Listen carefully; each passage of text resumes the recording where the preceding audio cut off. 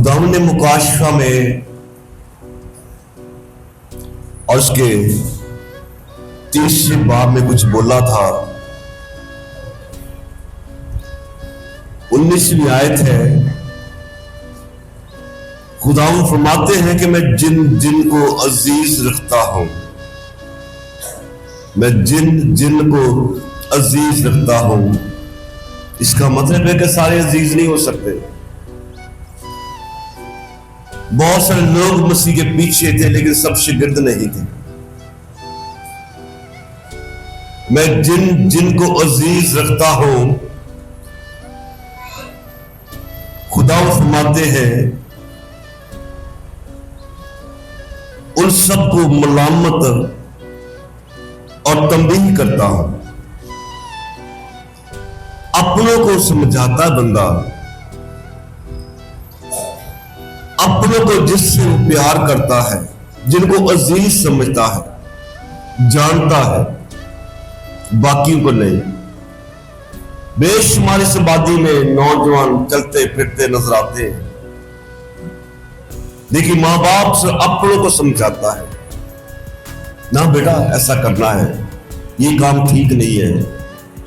تو خداوند نے یہ بھی بولا میں اپنوں میں اور فرعون کے لوگوں میں فرق کروں گا،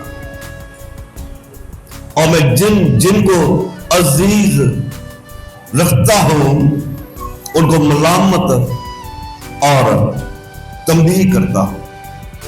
آج بے شمار ملامت سننا نہیں چاہتے. اگر کسی کو کہا جائے کہ یہ تو ٹھیک نہیں تو وہ آگے سے سمجھنا نہیں چاہتا. لیکن کیوں خدا چاہتا ہے تاکہ ہماری راہ اوپر رہے. وجہ ہے کہ ہماری خداوند اب ہماری راہ اوپر دیکھنا چاہتا ہے. آمین. تو کیا خداوند ہمیں تنبیہ کرتا ہے؟ نکالیں. یہ اس بندے کی آواز ہے پاک روح کی وساطت سے جس کی زندگی میں خدا کا نور چمکا تھا اور افسس کی کلیسیا کو لکھتا ہے حالانکہ وہ قید میں تھا. کیا سمجھاتا ہے؟ 5واں باب افسس کی کلیسیا کے نام، افسیوں کے نام، پولس رسول کا خط. کہ ہمیں کیا کرنا چاہیے؟ 5واں باب اور 15ویں آیت سے پڑھوں گا. پس غور سے دیکھو کہ کس طرح چلتے ہو. میں جن کو عزیز رکھتا ہوں ان کو ملامت اور تنبیہ کرتا ہوں. پس غور سے دیکھو. تو دیکھا غور سے جاتا ہے کہ کس طرح چلتے ہو.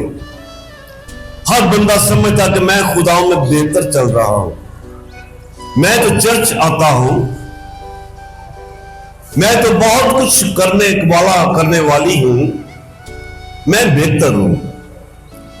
لیکن اس کے باوجود خداوند کا کلام پولس رسول کے ذریعے سے کہتا ہے کہ پس غور سے دیکھو کہ کس طرح چلتے ہو. نادانوں کی طرح نہیں، نادانوں کی طرح نہیں. اس کے بعد چلتے نادان بھی ہیں اور چلتے دانا بھی ہیں، لیکن دونوں کی چال فرق ہے. آپ دوسرے سے ایک بندے کو پہچان لیتے ہیں نہیں کپی پیتی یا کیویں ہوتی چال تو پتہ لگے ہوتا ہے. اور بائبل مقدس میں خدا کا بندہ تنبیہ فرماتا ہے پس غور سے دیکھو کہ کس طرح چلتے ہو، نادانوں کی طرح نہیں بلکہ داناؤں کی مانند چلو اور وقت کو غنیمت جانو. آج ہے کل نہیں ہوگا، آج ہے کل نہیں ہوگا. اس وقت کو غنیمت جانو جو تمہیں دیا گیا ہے. کیوں دیا گیا ہے؟ تاکہ تم اپنے کو بہتر بنا سکو. جس کا مطلب ہے کہ پھر جو دانا شخص ہے وہ علیحدہ ہے اور جو بیوقوف ہے وہ نادان جو ہے وہ علیحدہ ہے. ہو سکتا ہے چرچ میں بھی بے شمار ہو، یہ اگر میں بولوں کہ آپ نادان ہو، آپ بیوقوف ہو، تو آپ غصہ کریں گے نا. اگر کسی کو میں بول دوں لیکن نادانیت تو ہوتی ہے، نادانیت تو ہوتی ہے، لیکن خدا کا معیار ہمارے لیے دانا شخص کا ہے. اس کا چناؤ ہمارے لیے دانا کا ہے کہ ہم دانائی میں چلے. اور دانا شخص جو ہے بائبل مقدس فرماتی ہے کہ وہ کیا کرتا ہے. امثال کی کتاب میں سے پڑھیں گے اور 13واں باب 3 آیت میں لکھا ہے،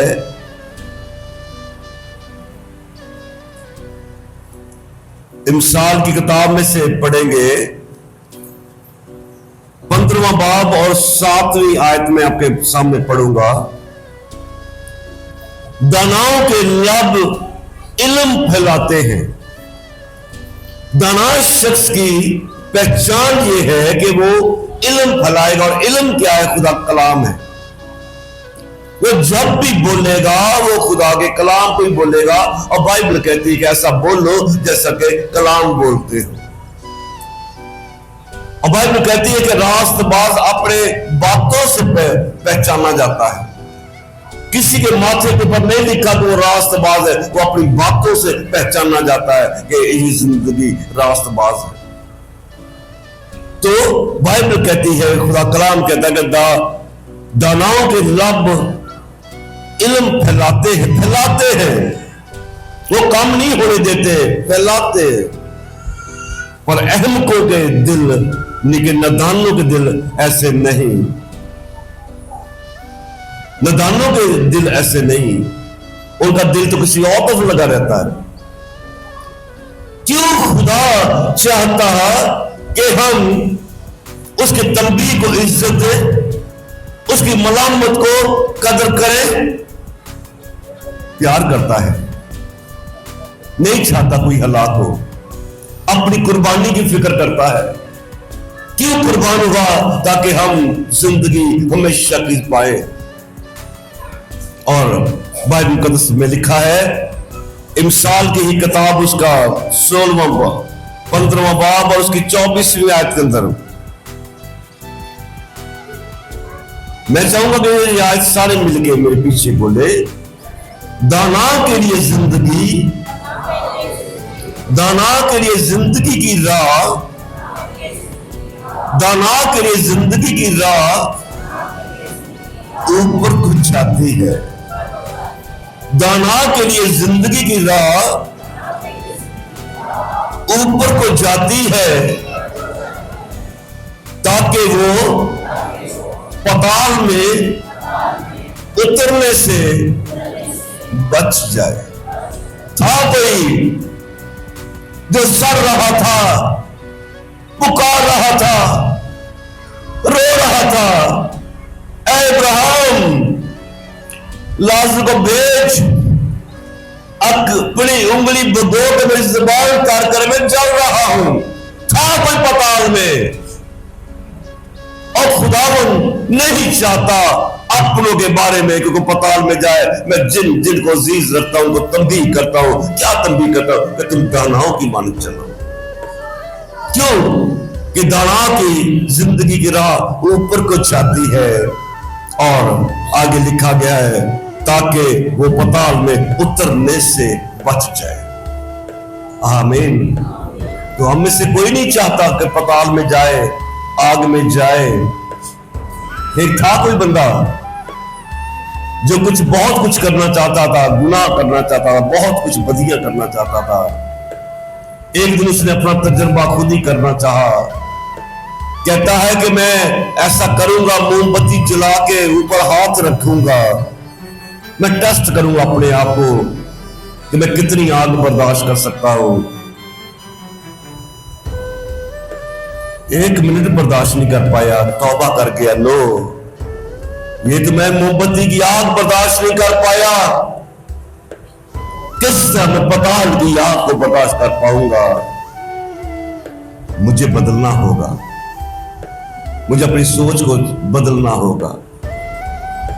تو دانا کی जिंदगी की राह किधर जाती है?